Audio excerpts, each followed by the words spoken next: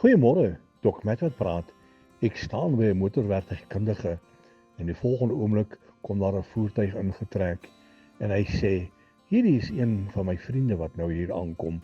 En die man kom nader gestap en hy sê, hierdie voertuig van my loop en ruk en sluk en hy wil nie wegkom nie.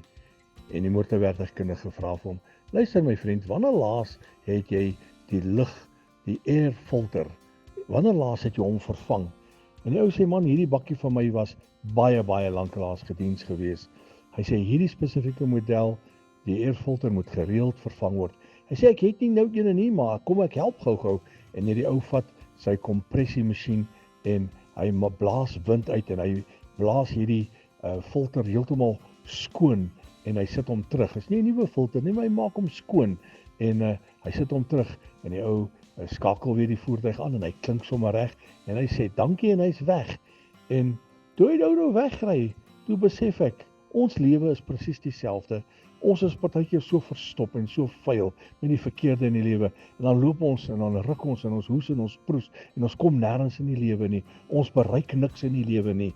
Partykeer is dit net nodig om bietjie skoon te kom. Partykeer is dit net nodig om bietjie by die koning se voete te sit en sê, Jesus, maak my skoon. Laat die reinigende bloed oor my vloei. Was my in die kosbare bloed, sodat ek skoon voor U kan wees.